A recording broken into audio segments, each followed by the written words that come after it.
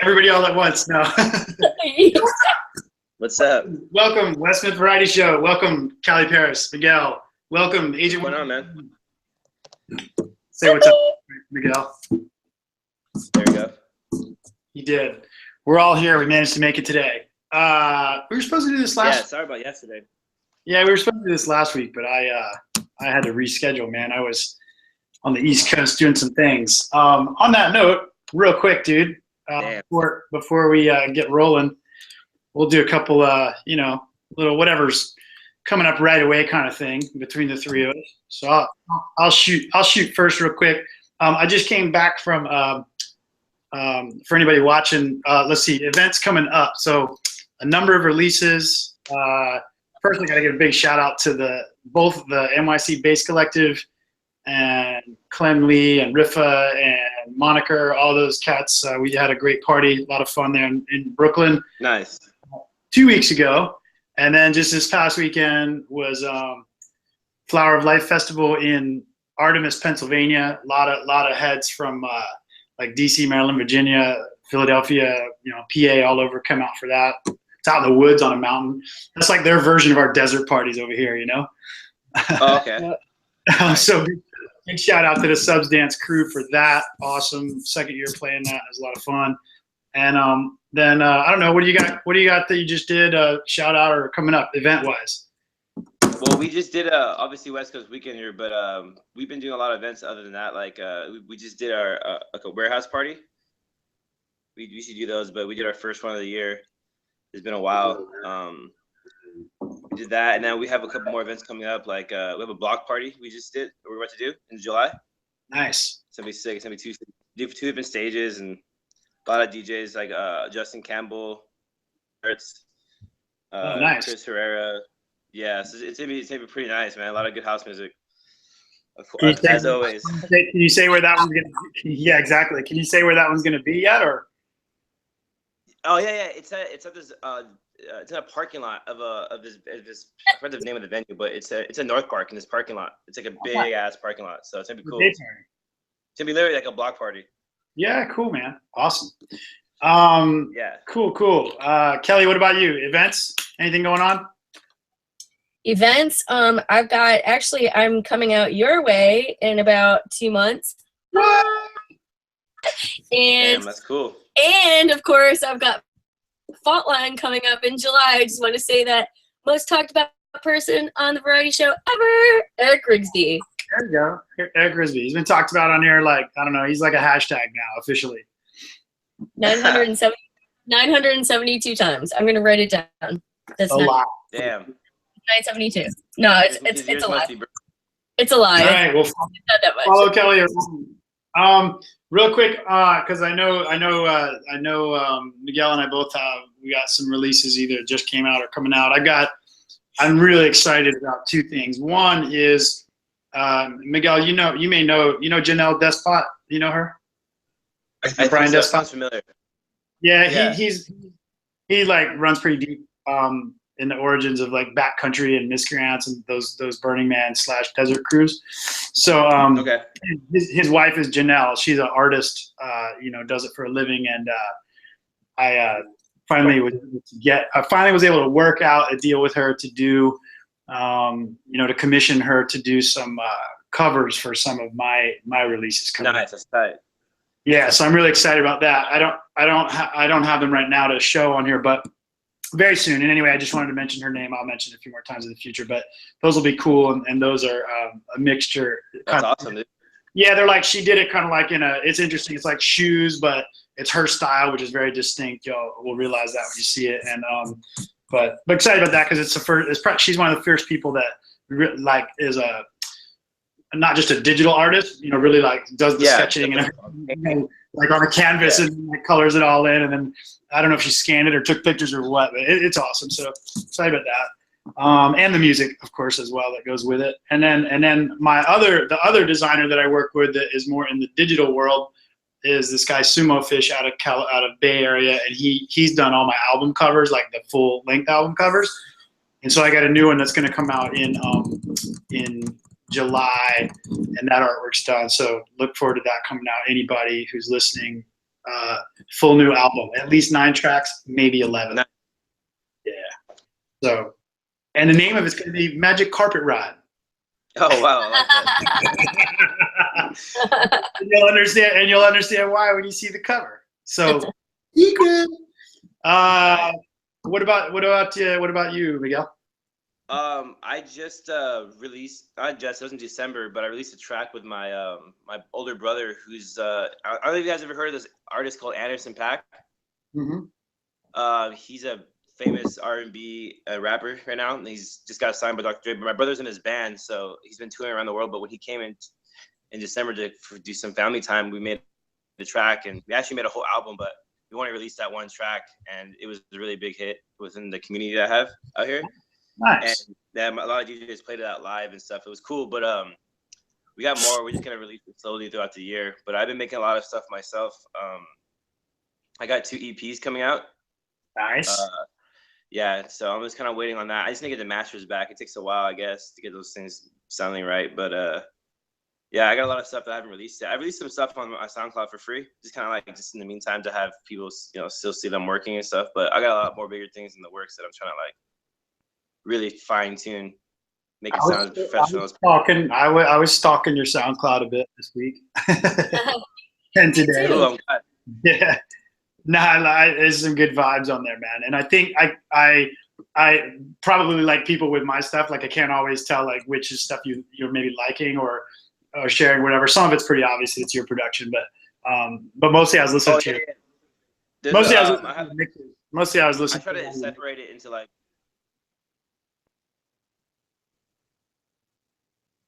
Hello. Yo, hello. Sorry, yeah. Go ahead. You're cutting off for a second. All right. But you're good. What were you saying? Oh, I was just saying that's the ghetto tech life right there. Yeah, exactly. Yeah. Yeah. I was listening to your mixes mostly, like just while I was doing stuff. So it's cool. Nice. That's tight. Yeah, appreciate it. Yeah, that's what I try to put them out there for people to hear when I'm playing live or just kind of from whatever I'm preferring at the moment. But I still got a lot of stuff unreleased, just kind of waiting for the right time, I guess. Awesome. Well, so now that we kind of we hit all the everyone's events or some stuff that's coming up or been out, whatever. Actually need to introduce you. So Miguel CaliParis is the DJ producer name both, right? Yeah, it's just one name. It used to be 2 people, but he went back to France, so he had to time difference is way too different to keep on track. That solves it was a mutual thing. Yeah, well, it wasn't like a bad breakup or anything. We just decided that'd be better for the both of us, Yeah, but not because that was gonna be one of my questions is the origin of the name. But now I kind of got at least the basics. But yeah, so most people ask where I got it from, and it's like pretty obvious when I tell them that my partner was from France, and actually specifically Paris. And he's the one that taught me how to DJ and stuff. Oh, nice. Well, so I found you, and for anybody listening, people like to go check people out while we're hanging out here talking. So yeah, I know on SoundCloud it's soundcloud.com/one word Cali, like California, Cali, and then Paris, all one word. What about anywhere else? Any websites, Facebook, that kind of stuff that you want people to be able to check out? Right now, I just have all the media, like the regular ones, Instagram, Facebooks. I'm working on my website right now because the money it costs to actually make a website. Time, dude. I'm doing the same thing right now. Yeah, so mine's in the works, but yeah, for right now, it's just the major ones: Facebook, Instagram, SoundCloud, Mixcloud, even too. It's all at CaliParis, same handle. Yeah, they're all. I made them all, so it's really easy. It's just pretty much CaliParis. Yeah, it's like the only name that exists like that, so I'm kind of lucky with that. Yeah, it was good, man. Oh, and YouTube too. And YouTube. Oh yeah, cool. Well, go check him out while we're hanging out or whatever. And if you get tired of us talking, just play some of his mixes. They're awesome. But appreciate it, man. Thank you. Man, I know you from from San Diego, obviously where I'm based and you're based. But musically, I guess the deep end. Bass. Yeah, definitely. So I'm not sure. Those guys are my homies. I Yeah. think probably that came first. You know, in terms of things you're affiliated with, definitely like down with a number of the guys from that crew, and played a few of their parties. That's been really cool, you know, here in San Diego. And then, but the deep end, like I know you're kind of a big part of that, or like in doing a lot with that. Yeah. I'm a resident, and then I also help the owners kind of like with like setup and anything to do with the event. To be honest, I mean, I'm kind of like their little like assistant, and I'm there just to help. You know, I usually do the sound. That's kind of like my thing. They tell me to do the most because, like, I mean, that's what I'm good at. But other than that, I just kind of just do whatever they are. You know, I'm kind of their little worker bees. Yeah, young. Well, we call Colin young Colin. You know, he works with me on the label stuff, so we're gonna call you young Miguel. Yeah, Colin's super cool. Yeah. Well, tell me more about Deep End though, man. Like, I mean, I just been to some parties, a few undergrounds, a few, you know, day parties. Yeah. I think, you know, West Coast Weekender. We actually, like I said, we just released that one I just told you about right now, the block party, and then we got more summer stuff coming up. But the way the Justin and Eric like to space them out is just kind of like, you know, do one and announce the other one, and kind of get people excited about that one show instead of like announcing like 4 or 5. Yeah. So right now that's what they're doing, and this block show is gonna be cool. It's like kind of a new thing. We haven't done it before, a new venue. Like it's kind of what we've been kind of focusing on, you know, because like, all the venues in San Diego are getting used a lot. Who were like the main two producers or owners behind Deep End? Like, how did it start? All that stuff, you know? Yeah. So Justin Neville is one of the owners, and then Eric Medina. Okay. Yeah, Justin used to work with Event Vibe. I'm not sure if you're familiar with that company. It's like they're a little bit more mainstream, but he did it as a job, and he DJ for them. He met Eric going to parties and stuff, like going to other random parties, and then they wanted to do more of an underground thing. Mm-hmm. So, you know, a couple years later, they started doing the Deep End and throwing little shows. Like we're talking like little shows back in the day, like, and right. It kind of just flourished into this thing we have now. Like ever since too, when Justin met Chris Herrera. Yeah. Herrera's still on beat. Yeah. He once they got together, we started doing warehouse parties together, and then now, you know, we do pretty much everything together. To be honest, like almost all our shows are just I see quite a bit. I see those two names and DJs from one and the other, like doing things quite a bit, and then even collaborating with SD Union and we love they actually booked me for the show in June. Oh, nice, dude. When is that? It's like June 9th? Yeah, June 9th, exactly. Yeah, I forget the headliners. They always bring crazy ass drum and bass headliners, but they bring bringing more on the 9th, and then I play upstairs and at Spin. You know Spin, right? Of course. Wes? Yeah. So that's kind of like my home club, to be honest. But I think anybody. I actually just played an LIB party. Anybody here who's out after 2 a.m., I guess that's their home club, right? Yeah, exactly. There it goes. Yeah. It's hours. Yeah, it's the only thing we have. Unless it's an underground, it's the only thing we have that's like that is allowed to be open past 2, really. So yeah, exactly. A lot of people don't know that when they come to San Diego, and then they're all like, "Wah, what happened, dude?" You know? Yeah, they always ask, you know, what's open right now? We're like, nothing. Sorry, man. You don't get it. We'd be like, you mean like tacos, pizza? What are you talking about? Yeah, you want some tacos? We got you on that, but yeah, because it's just, I mean, it's not the only place that does like that, but it is kind of weird because of how large San Diego is as a city. And I think most other places that are this big or a little bigger, maybe they don't, you know, they'll have.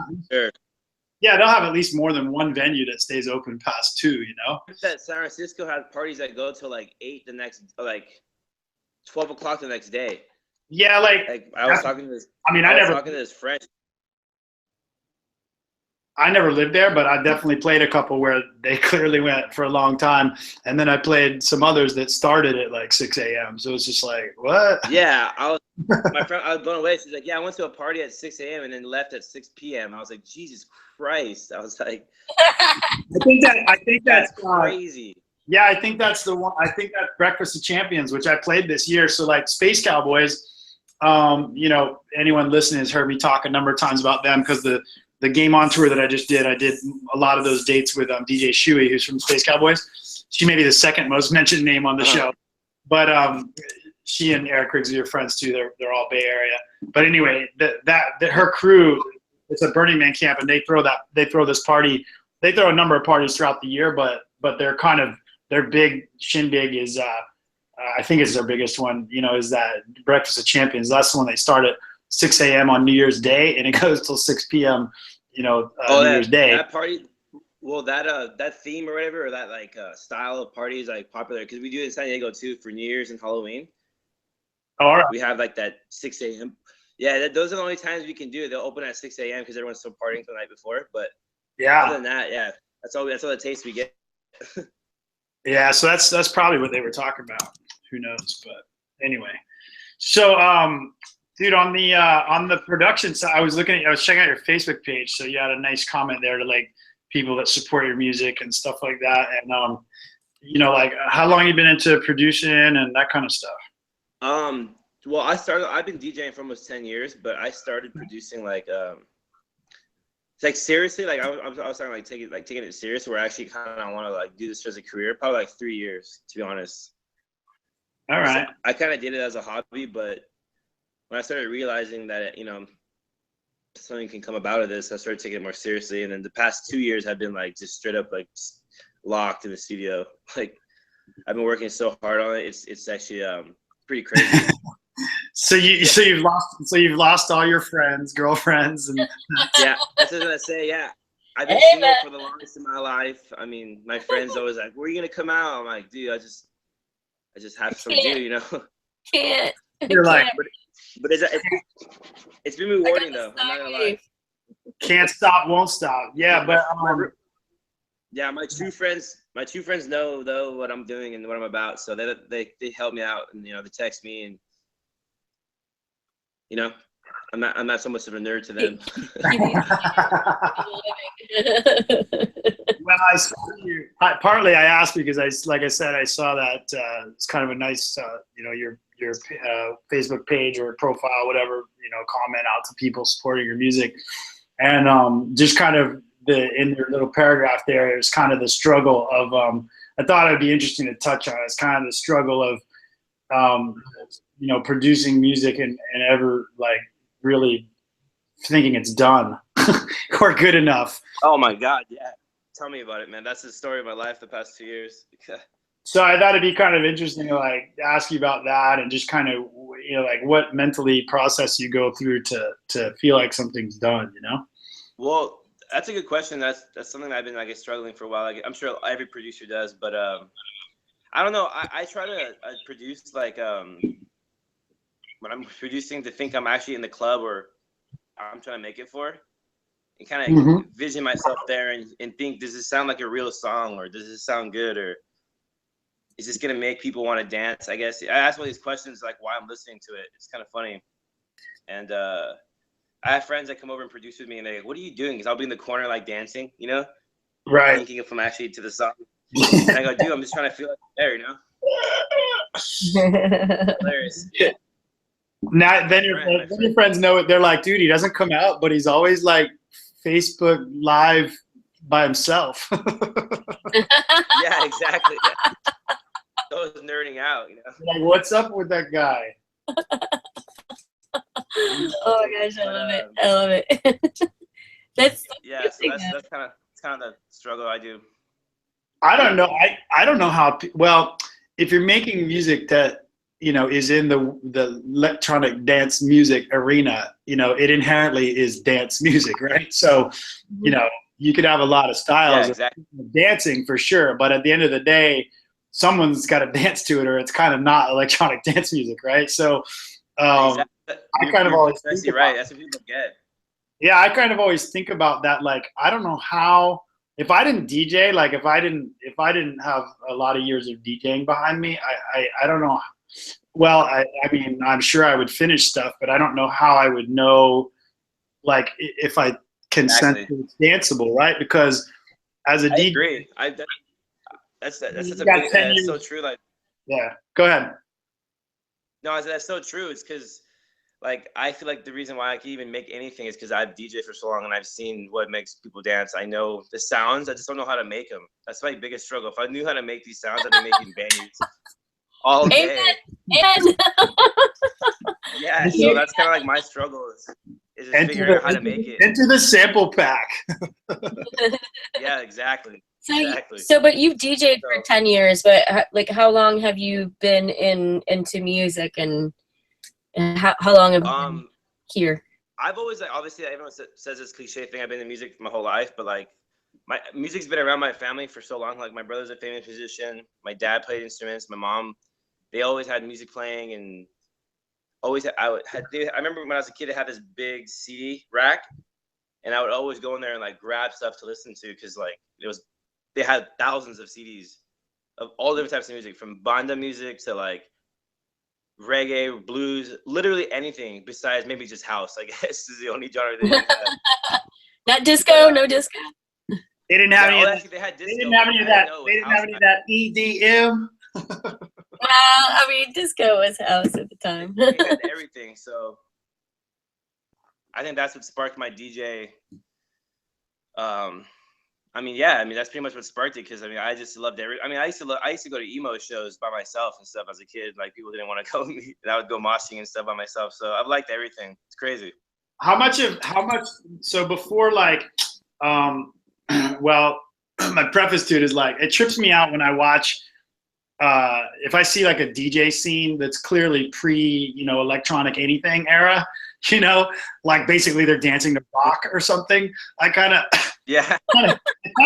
like, it makes me laugh, because it's like, I dig it, but at the same time, like, really people today wouldn't, like, if you say DJ today, I think people really, generally form a view of like maybe a hip hop kind of club thing, or, a festival rave kind of thing, whatever, like electronic, house club thing. They don't really think like Steve Miller Band. And the funny thing is, like, you'll see these old things, and you go find some on YouTube, whatever, and it's like the DJ is totally getting down, playing rock music and like funk records and stuff, like, I don't know, but it's all band recordings. I don't know. It's just so funny. That's crazy. It's so funny. Yeah, it's so funny that it came from there. Like, it did come from there. It's not like it's not like DJing started with hip hop. I mean, like, people DJed long before hip hop ever breathed anything, Oh yeah, definitely. Oh yeah. Yeah. Whatever. All that stuff back before the sound, like when all the sound systems were probably like in mono. Yeah, exactly. Like, you went out and had one big speaker right in front of the DJ. It was like his monitor. And automation was live. Everything was live. Exactly. Yes. All of it. Yeah. What well, speaking of like, I was kind of thinking of those times, because like, so you got this like whole life of music. What was kind of pre-electronic dance music as a large category, essentially, of dance music, like, modern computer generated music, whatever. What genres would you say influenced you the most, if any, with like kind of what you are into these days? Well, like I said before, I used to love emo music, but I used to like I got into Incubus way before like they got famous too, like the really funky stuff. I think their CD was called Fungus Among Us or something like that. That CD was like crazy, and that, and what else? I mean, like Green Day. I liked a lot of like pop punk stuff too. I don't know. I liked a lot of different stuff. It was my ranges. I like Tool as well. Rage Against the Machine. I like stuff that had groove to it. I don't know. Like, I like the rock that you can actually like bob your head to. Like, it's not like it's all sporadic. There's not like double kick drums. It's like an actual beat, a melody, vocals. So I think that's what got me into house, because house is precisely that. It's a beat, a vocal, and it has a groove. So I think that's what got me into it. I say my thing is I like groovy music. I don't know. It could be anything. Reggae, even dubstep. I've heard groovy dubstep, like old Caspa stuff that I have is like there's no wobbles in it, but it has a good dubstep beat. Right. Right. So we haven't. That's kind of my thing. That's funny. We haven't. I Great. love reggae, man, and all kinds of dub stuff. Like I don't really stay in tune or even know if there's any like current stuff coming out in that range, but I definitely that stuff definitely influences me big time, and so does funk. Not just funk guitars. I mean, I definitely incorporate that stuff, but more like the drums and the swing patterns, like that stuff. Really, like, Yeah, exactly. very interesting to me. Just that it's intricate. Like I don't really care if it's 4 on the floor or breakbeat or whatever. I don't really care. It's just anything can have swing to it versus more of a exactly. That's clinical what I was saying. techno. There's some techno I like too, but I gotta be careful with genres, man, because like I'll say something that clearly isn't right to somebody about the genres. No, I agree. I used to be a genre freak, then I started like not caring. That's like I don't even care as long as it just has rhythm and it's groovy. I'm cool. Yeah, we haven't really. Groove is a good way to kind of put it, I guess, because we haven't really. A couple shows on here, we got pretty deep in the genre situations, but it's so blown. It's just so like. It's for me personally, it's very, very difficult for me to honestly discern between one and another. Like I can't. There's no way I can keep track of it, and I don't feel like it's always been that way. I definitely cannot keep track of or pinpoint, with any precision to say Kelly, like what she might think something is. It's just so many splinters, Yeah, there's so many names. Yeah, it's so many subgenres now. Like it's getting actually ridiculous. Like, oh my god, I find a new genre every day. I feel like. Yeah. And then if you're in any doubt whatsoever about what the genre is, you could just add future to it. That's true. Yeah, exactly. Right, just slap it on top of it. It's so confusing. Yeah, because like so this party I just played, right? Like, like I'll play maybe 25% or 30% would be like 4 on the floor stuff nowadays, and out of an hour or so set, like, it's 5 to 6 songs, I guess, or whatever, out of maybe 30, and like, and it's funny, like, I don't mind. People will totally be like, killer breakbeat set. And I'll be like, oh, thank you. Like, yeah. And then we were talking, I did this little interview and with like an independent show. I meant to give them a little shout out, EDM News TV. That's kind of their handle. And I think they did some other shows before, but they're just getting this one off the ground. Anyway, we did an interview. You can find the video out there. Like anyone that's listening, you want to go check out me being interviewed in a bathroom full of graffiti in Brooklyn. We chat for about 10 minutes, but part of it was kind of the genre thing. And it was like, it's confusing because I'm like, well, I really like, we talked about some older, way back origin, pioneer type artists, and then influences of mine, and then maybe some current, and then, some up and coming, that kind of thing, we were just chatting about.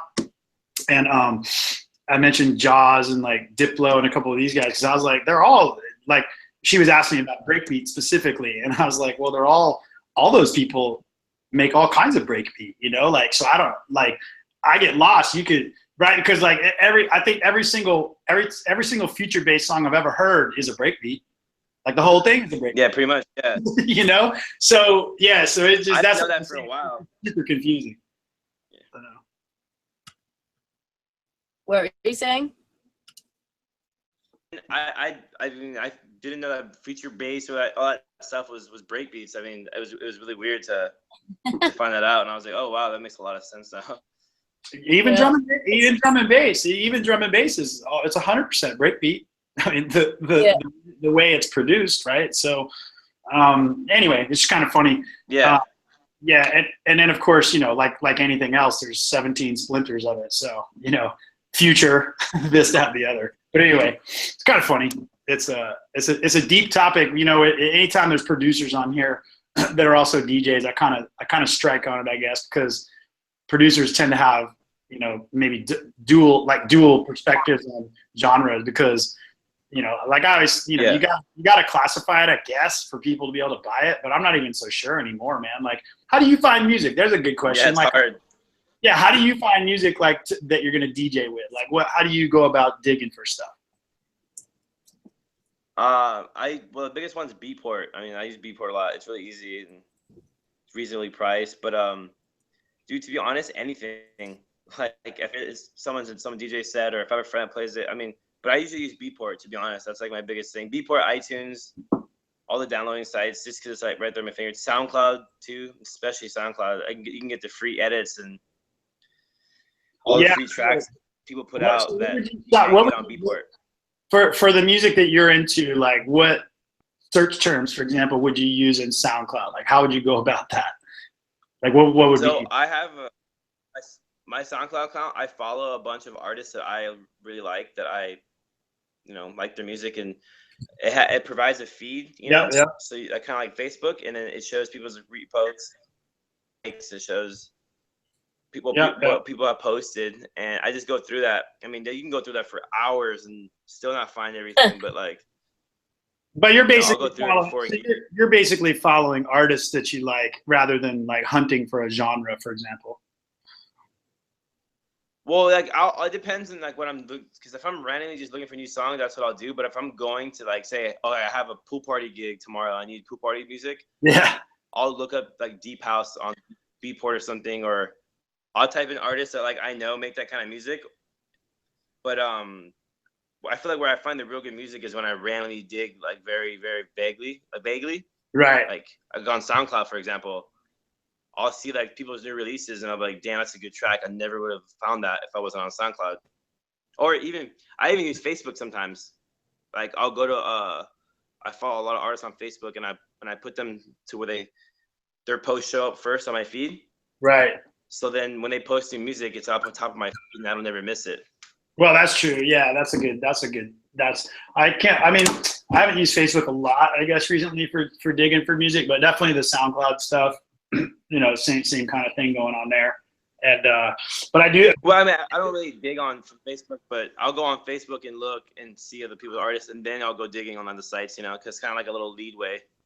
Yeah, I have kind of liked the videos, like not because of the videos, like clowning or whatever, but I think it is pretty cool that Facebook, I guess a couple years back or whatever, got kind of with the program on really not just allowing you to upload them, but longer ones, and so it could be a full length song or whatever. Because like we do that with our stuff now, and it definitely makes it nicer. Like, even if it's not like a cool video, whatever, like you can at least hear it. And then if you need to go buy it on Beatport or do some kind of fan-gate thing or whatever, it is what it is. But it does. I'm surprised. Like I wouldn't have thought I would find that much stuff through Facebook, because I actually got to listen to it in the feed. But it is kind of nice. No, I agree. Yeah, that's pretty cool. So I don't know if Facebook is like priority. I mean, I guess they're probably allowing the videos to enter the feeds maybe more frequently or something, because it seems like they're definitely more and more of it. Yeah, because I notice a lot of DJs and producers use Facebook to promote their music. So like, I'm always like on my feed just looking for like people's posts. So. Yeah, we do for sure. What's up? Sorry, go ahead, Kelly. I got a little delay there. What's up? No, you can save videos, so that's usually what I do. If something and like I screenshot a lot too. So I see something that I want to screenshot. Yeah, and then I have to like make a conscious effort to go through and do all the screenshots, like Shazam screenshots, and do everything all at once, because it's stuff that I made an effort to at least look up, right? Yeah, it's so. Yeah, exactly. Shazam's big for me too. I love Shazam. I'm always like, yeah. I love it, especially for just like stuff that anyways, I'm supporting you. Yeah, especially like Shazam. I love, probably mostly for me, I like it because if I hear stuff, like no matter where I am, right, that's the one app that is always like pretty easy and it works like almost all the time. So, with low bandwidth, whatever. Yeah, and so anytime you're anywhere, you can even set it on like auto recognize. Oh, yeah. It'll sit there like listen to the whole set in a club and catch whatever it can. But it's that's like fucking tight. Actually, that's a good idea. Yeah, dude. Like I've sat there before with SoundCloud, like a mix playing, and just set that thing on auto and just let it like track everything it can. So. Oh wow, yeah, because you record from SoundCloud, huh? Yeah, but you can Shazam off it too. So you could just play. You could just be listening, like in your studio monitors or something that's quality enough for SoundCloud for Shazam to recognize, which doesn't have to be that quality, but it has to be able to at least recognize it. So as long as it's not like as long as it's a published mix, that's not mashed up or something that it can't recognize, then yeah, you can let it sit there and pull names of things. So that's pretty cool. Yeah, but stuff like that is pretty amazing. That's awesome. It'd be really cool if you could how the way like Shazam when you Shazam something and then it gives you like multiple options, like on how to get it, like stream it or it'll show a few like iTunes or like YouTube or Spotify, iTunes, YouTube, whatever. It'll show a few options. It's pretty cool the way it does that. But since we were all talking about doing like screenshots and all these different ways of trying to capture, whatever we're hearing and vibing on at the time, I was thinking it'd be pretty cool if, and maybe one of y'all know, but it'd be pretty cool if like there was something that could kind of, like gather all your shit into one like cohesive list that you could go, back and like listen sort of like SoundCloud style. Yeah. Where you could needle drop basically or scrub through the tracks, but just in a more cohesive way, because I'm sure like you guys are probably like me, you end up with this pile of stuff that you got to go back and later dig through. And half the time I don't make it back to stuff or lose something I really liked or whatever. That's so true. My pictures are like pretty much screenshots of like Facebook messages or like Facebook comments. People I'm asking IDs and stuff, like, hey, what's this ID? It's like it just says, oh, this is the ID. I have a bunch of those I have to go through. I have so many, it's unreal. Literally like hundreds of them. Yeah, you gotta go I have to go back through I'm all Mac based, so like I just let my photos go into like iPhoto and I have to go back and like, clear out all the screenshots from like last month because it's like, why would I keep all that? I put them on my desktop. I make like it routes to my desktop, so it clutters up my desktop and I don't like it cluttered at all. So if I see that on there, I'll actually take care of it. No, it slows your computer down. Huh? What? Hello, Wes? Yeah. What did you say? It slows your computer. Oh, I said it slows your computer. Oh yeah, it does. It does. So that's if I see it and it slows it down or whatever, but I'll get it out of there. Otherwise, I just won't look at it. If it's on my desktop, I'll look at it and I'll take care of it and I'll put it in the trash. Yeah, exactly. I know. If we go look at Miguel's desktop, it'd be funny if he had like 500 like thumbnails on there. Yeah, I've got. Have you ever seen somebody's desktop where they have like they'll be like, oh, I'm having a computer problem. Like I know computers. Can you come check this out? And you go look at it. It's like the whole desktop is covered with shortcuts, and you're like, what? That's your biggest thing right there. You're like, man, you need to just start with getting a new machine. And then give me a call. Go get a new computer and give me a call. No wonder why I got all these stats on here. What's wrong with you? Hey, back speaking of clutter, back on the production side of things. What software do you like to use? What DAW do you use, or what are you comfortable with? I use Logic and Ableton. All right, you use both of them. I use both. I use Logic. I like creating Why do you use both? I'm sure some people would be interested. Why do you use both? Like, what's your preference of one or the other? Well, Ableton, I like creating Ableton, like starting stuff from scratch because it's really easy to manipulate sounds, like samples and stuff. And Logic, I think bounces sound better in Logic. Weird feeling, maybe it's just me, but maybe I don't know. My guess is just that they're all pretty. I like to mix. Get close now. Yeah, I like to mix and master in Logic. Like I'll bounce the stems from Ableton and throw them into Logic, and then mix and master them from there. It sounds way cleaner that way. Yeah, I've heard people say that. Yeah, I do everything in Ableton, but I've heard people say that. But maybe I'll have to check it out. Yeah, I do most everything.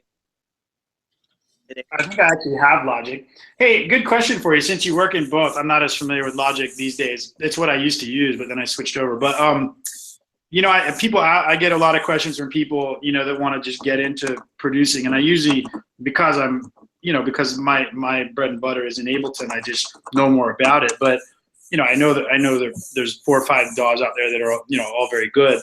But my question was going to be on the Logic side. Do they have like Ableton has a pretty good like pathway from like an entry level version. It's like $100, and then you know you can do standard, which is like maybe 400 or 500, and you can go all the way up to Suite.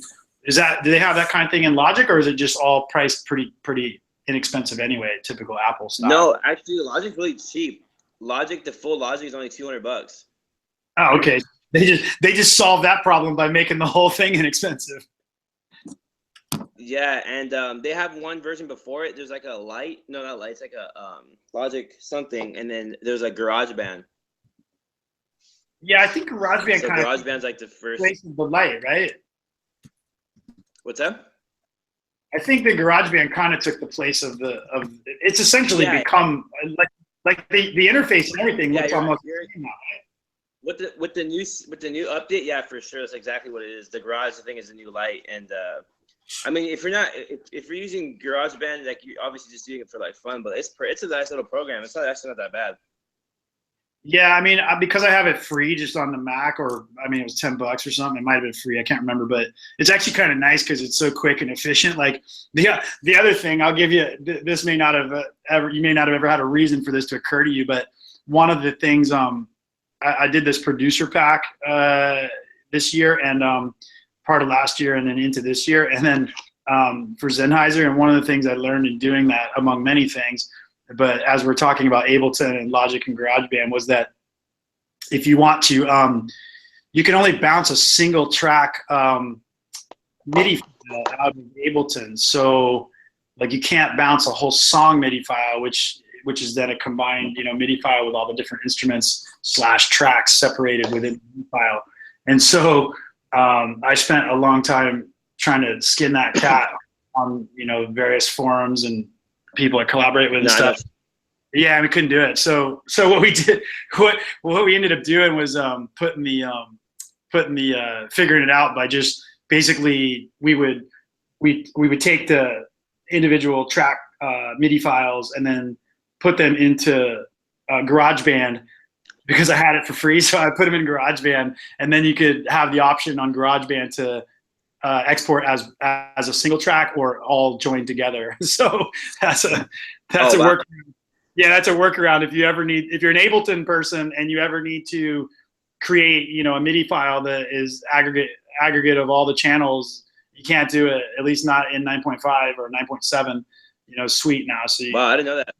That's a way to do it. Yeah, dude, because I was looking at all kinds of freeware and, you know, like all the different, you know, nerd forums and all, and trying to find a way, and I couldn't do it. And then I realized, like, oh, GarageBand will do it. That's good to know. So there is some more. I think there is some more advanced, like, you know, features, you know, from maybe even from legacy times, you know, because I think, like, I know when I was using Logic, it had just been bought by Apple, and it was owned. It was like a German company before that, and I think it predates Ableton by quite a long time. So. Oh yeah, Logic has been out for. I remember hearing about Logic before I was even producing. Yeah, so I think Logic. It makes sense then that Logic. I think it has kind of like Cubase. It's got a lot of these, like, you know, what might have been like super studio features way back in the day that maybe aren't as needed nowadays or popular. Like, they're still good, but they're just not as you know, necessary, I guess, you know, without all the hardware interfaces and things like that. So I think there's some advanced features in there that make it, you know, more robust, I guess. But anyway. Yeah, I agree. Hopefully that'll save somebody some time if they're trying to bounce MIDI files. But anyway, who like on the so you got a lot of DJ time and, you know, a few years now in the production time, getting some stuff out. I'm curious, like, on the production side, how did you, like, some people that maybe helped you, you know, find your way to a label, or what's that experience been like? Because I also get that a lot. Like, you know, we'll put out anything we, you know, we think is even within the realm of, you know, like the Juice Recordings label, but we can't do everything. And then I hear good music from people that may not fit right, even though we're broad, we'll do, you know, to give someone a start or whatever. But like for you, like how did that path kind of happen, and maybe share, like, just how you found your way there to get your foot in the door. That's tough.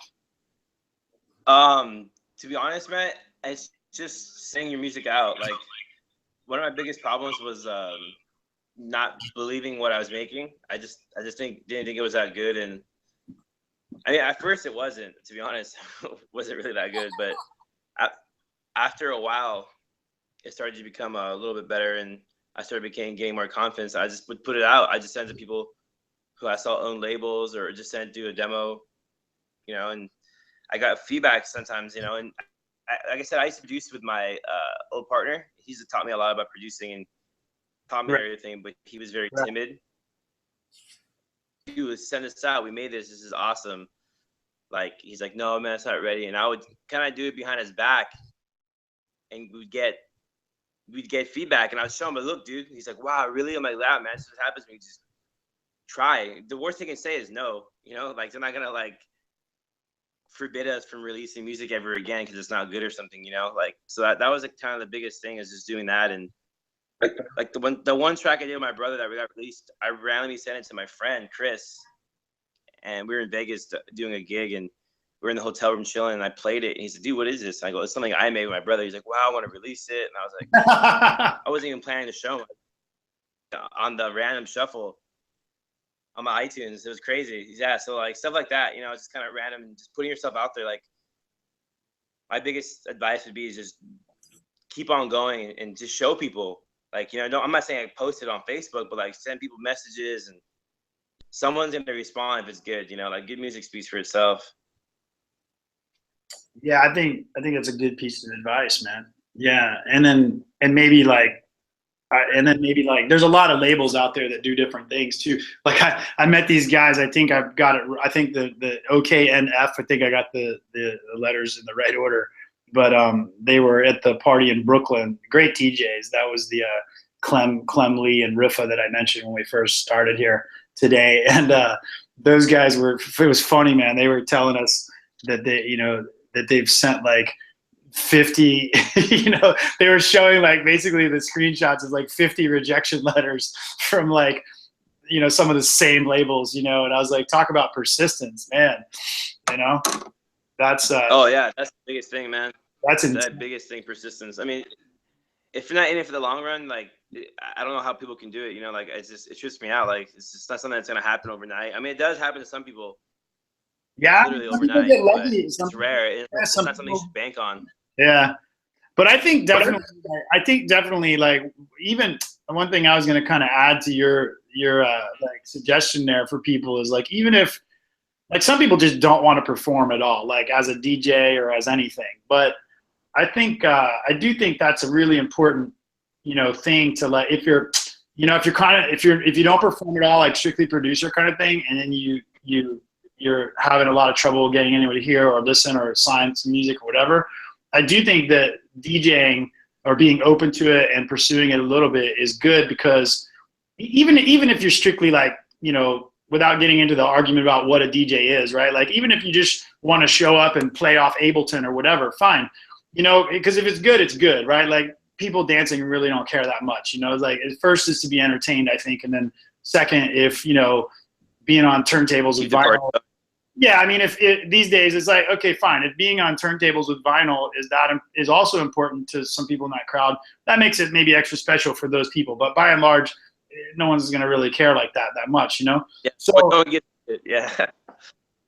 But I think to go out and play is important, because and the reason I'm saying that is because like, the people you meet when you go out and do that, like, that's the most unexpected thing. Like kind of like you had a mistake with, you know, with your own friends and they heard something on shuffle, whatever. That very same kind of thing can happen at a festival. Like, you know, if you're on, a lot of these flyers have like 5 headliners and then, you know, 50 supporting DJs, right? So if you're like one of those supporting dudes or can get that slot, or girls, you know, you get an opportunity to play your music or others and yours, whatever, however you're doing that, you know, and it's entertaining.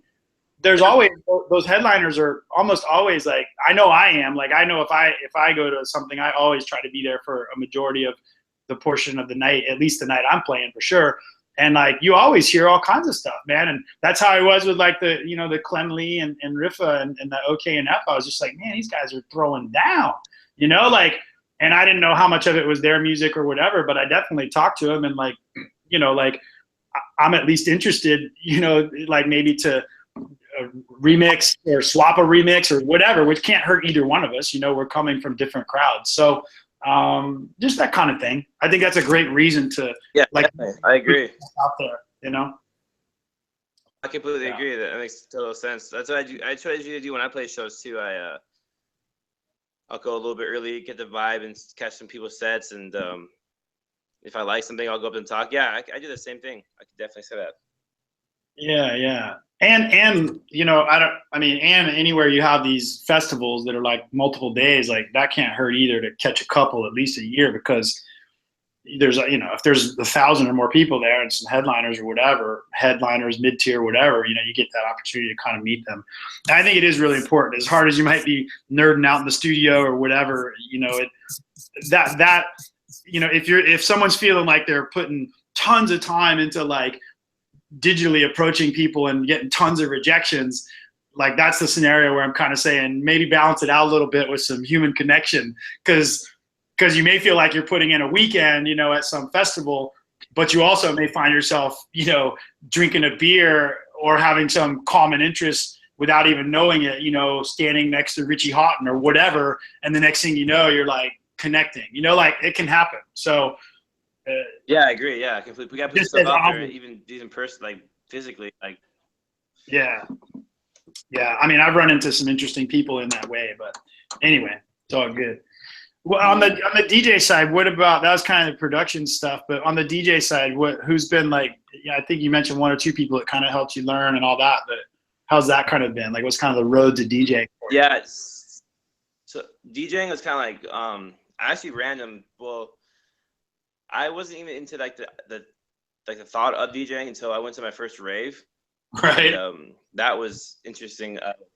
Yeah, my friends dragged me to it. They kind of like pulled me down, grabbed my debit card, and bought a ticket. I was like, I don't know. It's a funny story. What was it? Where was it? Like, dude, what do you guys? In LA, like 07. It was a long time ago. Yeah. Well, that's back when it was LA. Okay. And I never went. Yeah.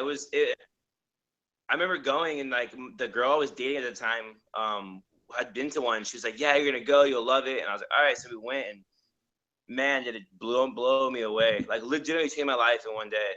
Like, I got into the whole scene. Who was playing? Do you remember who was playing?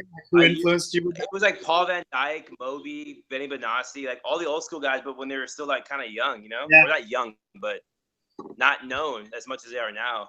Right. Like EDC was like just on the verge of getting mainstream on 07. Like it was like the year after it really became popular. You know? Yeah. And so I heard a lot of good music. Did you go to EDC more? Like, were there some other EDCs that you really like went to and enjoyed? I've gone every year since then. It's funny. Oh, nice. I've gone one day since every year. Yeah, I try to go one. So now that's in Vegas, I love it. It's in Vegas. It's like the best because you can like go to Vegas and hang out and not go. Like, you can just kind of hang out, and they have that whole EDC week now, and all the producers are in town. And so it's kind of fun to go and go around and talk to people. That's a perfect example right there, man. That EDC, EDM Biz or whatever, you know, that conference that's a few days. It's fucking amazing. I've been there. It's really sick, yeah. Yeah, it's chock full of like all the producers. Basically, if they're playing at EDC, I don't know if it's part of their contract or what, but they seem to all float through there. Oh yeah, definitely, and not even just the DJs, like the promoters from other parties, label owners, agents, like literally everybody's there. So it's like the perfect spot to be around the people. And I've seen Mafia once. I like walked by all awkwardly. I didn't even want to say hi to them. They were like so intimidating, but I saw them one year. It was so funny. But I met Frankie Bones there. I met Tommy Sunshine there. I met like, I don't know, 4 or 5 others there that didn't have near as much time to talk, but you know, just said, "Hey, what's up?" and kept moving. But it was definitely surprising there were that many there. Oh yeah, it's wild. If you're trying to hustle, hustle your demo, if you're trying to hustle your USB stick demo, man, just go get a flight to to Vegas during that time and like hang out find out where the parties are. Like, even if you can't afford to go to the actual conference, just find out where the stuff is. And when people are coming in and out, just they have after parties all during the week. They have after parties at all different clubs and stuff. So like, I have a friend out there who plays. His name is Tyler Sherritt. He's like a resident for MGM or something. I forgot what party it was, but I go out there and hang out with him, and he's all hanging out with Harwell and like all these like EDM guys. But it was cool to be around those guys. I mean, yeah. I mean, I don't really like the music anymore, but yeah, it was cool to see those guys. I mean, they're pretty cool. Yeah, I mean, a lot of them are the ones I've met seem to be pretty cool guys, and they're okay guys. You know, like some of them are chill, but some of them are really yeah. You don't have to. I mean, I've met my share that I like their music that I didn't like the people either. So so I'm sure that there's just as many that I like the people, but music, and all that stuff. What's some of your like favorite gigs, like that you've been able to play? Like, some of the most fun ones for you? My most what? Like most fun gigs that you've played in your kind of DJ time. So we used to play, like, before my partner moved. We gigged so much and play all these 6 shows. But we used to play at Flux, this club called Flux, right, Wes? I don't know it. San Diego. No, I don't know it. Downtown called Flux, and we used to have this thing called EDM night. It was like before EDM was like EDM. I don't know if that makes sense, but they called it that. And it was when it was a capital. It's like when it was a capital E, lowercase d, lowercase m. Yeah, exactly. There you go. That's a good way of putting it. When it was actually dance music, it wasn't just a bunch of big room music. But yeah, it was a bunch of Dutch cool. It had like a bunch of Dutch bleepy, clown noises. But but it was cool. We had good nights there. We would open up for like Robbie Rivera, all these good guys. Also, we started playing like all that crazy music, so it was really nice. Yeah, that's awesome, man. So Robbie, that was one I'd love to. Those are probably the funnest gigs back in the day. Yeah, that sounds like it. Those are the funnest ones back in the day. What is Flux now? What is Flux now? What did it turn into? Is the space still there? It's still Flux. Yeah, it's actually one of the longest clubs since I've been 21 that's been open still. Huh? No, I haven't been to it, man. I've been to a lot of joints down there. I'm sure I probably. I just had gone in there. That club goes off though, man. They've been doing it good for, I don't know how. It's almost been 10 years, I think now. They do other stuff as well, like hip hop and all that. It's multi-room and all that. Yeah, well now they just do hip hop. That's their thing. They're like the only other big hip hop clubs. Now they strictly just do hip hop. Oh, that explains probably why I haven't been down there. I like hip hop, but I usually don't go out to hip hop shows. Oh, I'm the same exact way. But I love that. I'm not too. I love the hip hop. I love the hip hop there because usually a lot of stuff happens out there. But yeah, I love the hip hop room at like Basement because they have that side room. It's all hip hop. It's actually a pretty big room, but they have that area over there, and that's kind of fun because if you're not totally into whatever's going on in the main room, like Evlo, like Evlo plays there a lot. He opens up or plays like the warm up set for a lot of the headliners there, and so I've been over there a couple times. And nice, yeah. Sometimes I'm not into the headliner and go over there. Whoever you're hanging out with, go dance in the hip hop room. It's kind of more fun. Yeah, I completely agree. Yeah, it can be that way. But what's your favorite venue then in San Diego, man? Like people, a lot of people come here, and I try to promote, West Coast Weekender and any shows any homies are doing. But people definitely come here, and for vacation, whatever, and I think even more are doing it now. It's more as a music, as music part of their destination. But what are some of your favorite venues like people should check out? I'll be honest, like House of Blues obviously is always a good one because we're gonna have them everywhere. But ours is pretty cool. I mean, I feel like you said, if you're into hip hop, you go to Flux. But for house music shows, I mean, underground venues that we use, I like that. Like the World Beat Center is a nice area. The warehouse parties that we do. I mean, kind of like random spots. So like, let me see what else is there. Is there Analog, just downtown. That's a cool spin. Obviously, like we were talking about earlier. Yeah. What does Analog do? What does Analog do? They kind of into one thing or a lot of stuff? everything. I mean, to be honest, if you have a show you want to throw, you can throw one there. Like I've seen reggae, not seen, but seen flyers for reggae shows, hip hop shows, EDM nights, underground nights. I mean, it's mostly known for the underground. Pretty much a promoter style venue, kind of like Spin. Like they got all kinds of shit there. Oh yeah, exactly. Yeah, exactly. Nice. So yeah, those are like the top ones. But yeah, it's just kind of random spots. I mean, anywhere you can really throw a party, to be honest. Hey, what's the along those lines of like some info that people can like figure stuff out that come visit here? What's the deep end is because I know you would kind of need to follow them on Facebook. What's their Facebook like handle? You know? I think it's just the deep end. The deep end. Yeah, I think that's pretty much what it is. It's pretty much the deep end. I can send you the link, but pretty much that's what it is. Because when I type it on my Facebook, that's what comes up. Okay. Yeah, because I know that obviously you're part of them, resident. They do a lot of stuff. Oh, it's Deep End Party, I think. Party, yeah. Yeah, Deep End Party, yeah. There you go. Yeah. And the website is. I was gonna say that, but I wasn't sure. And the website is The Deep End Party. I'm gonna hit the like button. There. Yeah. Awesome. Thank you. Recycle that thing, young Kelly. Sure. Got it. That's cool. Shout out to those guys because like they got all sorts of stuff going on. Day parties, like a lot of promoter type parties, not one particular venue. So I'm throwing that out there. Yeah, well, we do throwing that out there because because they do some great parties and it would be hard to find them if you didn't kind of know to look for them. No, I completely agree. Yeah. Is it a pool? I mean, you said it's different things, but is it a pool party too, or?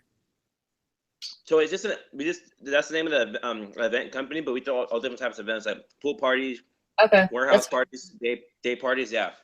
Okay, I'm looking at it right now. Gotcha. Okay. Yeah, I think the one coming. Yeah, they do all kinds of stuff, man. Like day party, regular hours, after hours, different venues, free park parties. Yep. They support West Coast Weekender.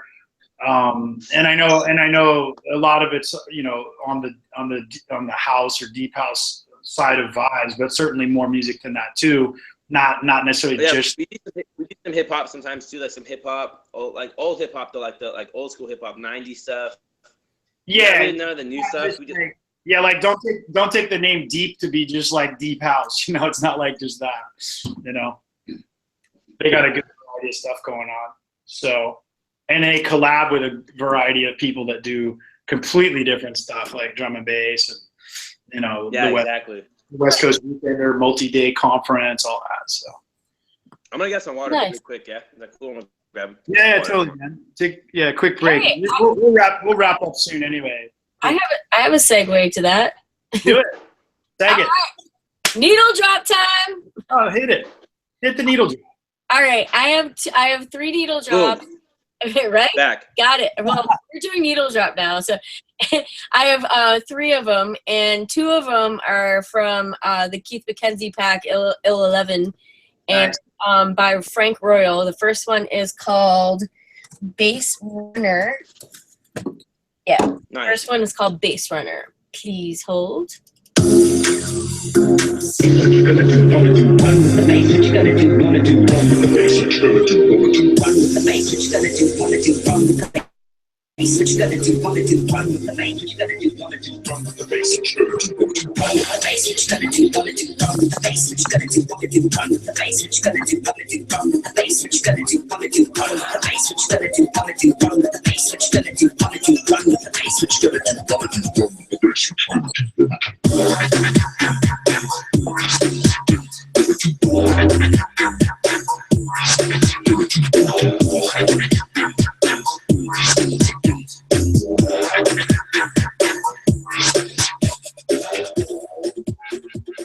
I like that one. It's hot. Yeah, nice. That's from 1111. Yeah, it's the artist is Frank Royal. Awesome. Yeah, cool. I like the drums a lot. Yeah, me too.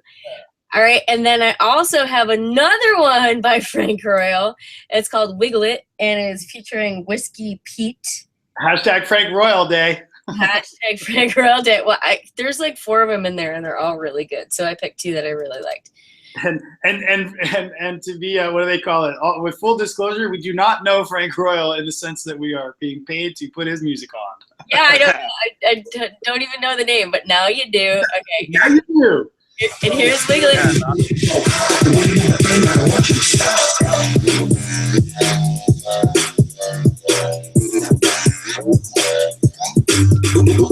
Bounce, bounce, bounce, bounce, bounce. Yeah, baby, you been looking so hot. Yeah, I like that one too. I like that. That was kind of like Bates House. Yeah, that was nice. Yeah, exactly. The first. Go ahead. Well, I was just gonna say the first one was a little bit deeper, a little bit more electro deeper, and that one was a little bit more like quote unquote break beaty. Yeah, I agree. It's like party music. There's one of them that I can't remember if it's one of these two, but there's one of them that gets really super electro, like back what you were talking about, like 2007 EDC electro, and it was yeah, that's it. That was my stuff back then. Yeah. I'll find which one it is and I'll send it to you. That's what happens. You come on here and listen to Needle Drop. We'll get you creeping back to your early days. We're going back to exactly. Go back to that electro. And then I'm gonna go out here. This is a drum and bass mix by it's Foreign Concept. It's LSB remix, and it's called When You're Alone. And I'm really digging this one. Hold on 1 second. Let me play and scrub that. All right, here we go. Super dirty deep. When you're alone.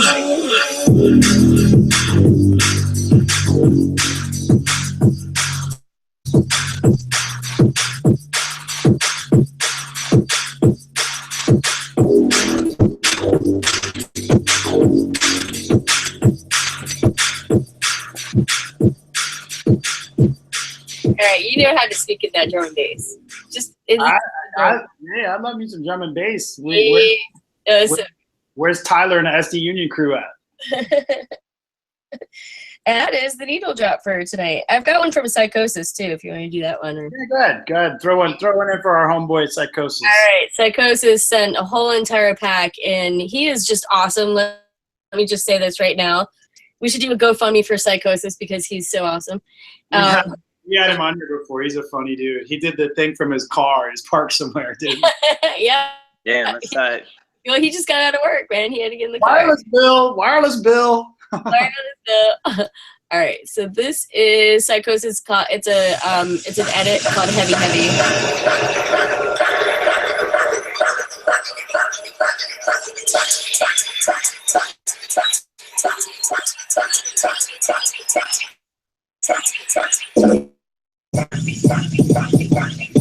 Damn, that was deep.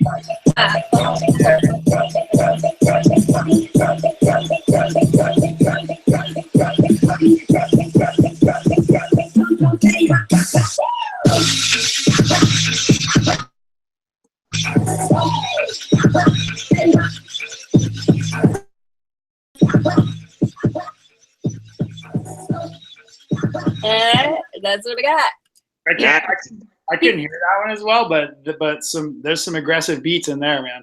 He's so good. Like he puts out so much, and it's so versatile and different. Like everything that he does, I think has style and grace. And this is a shout out to Psychosis from Agent 137.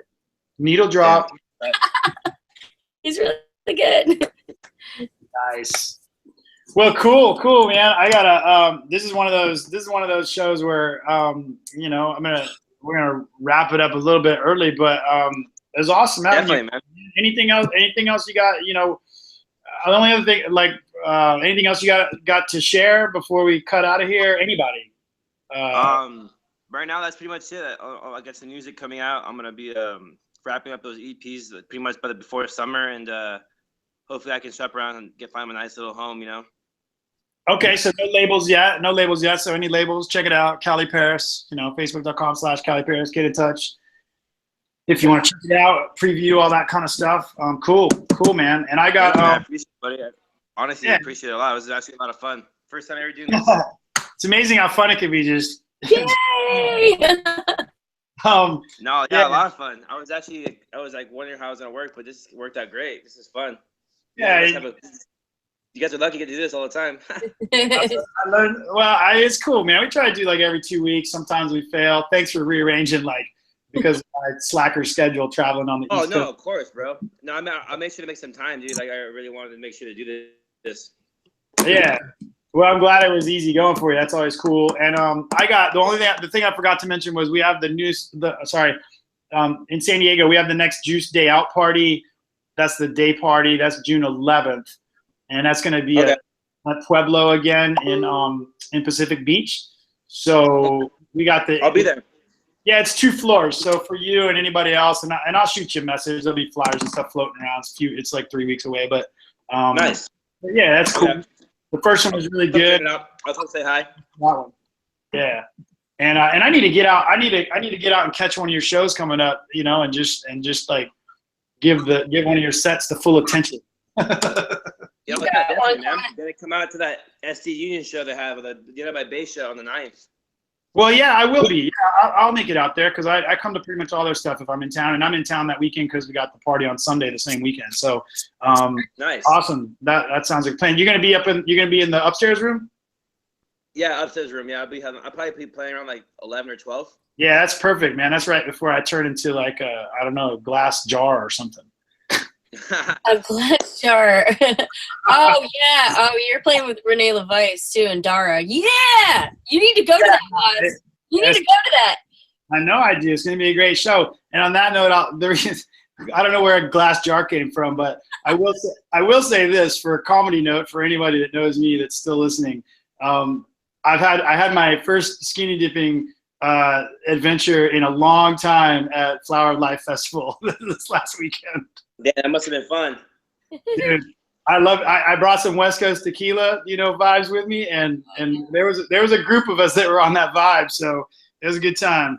Big stream out there, kind of river running, and that sort of stuff just happens. That just happens on a Thursday night. You know what I mean? Yeah, it's a Thursday. That's crazy. Thursday night on the mountaintop camping, brother. Yeah. Awesome. Agent 137. Love you. And Peace awesome. out, guys.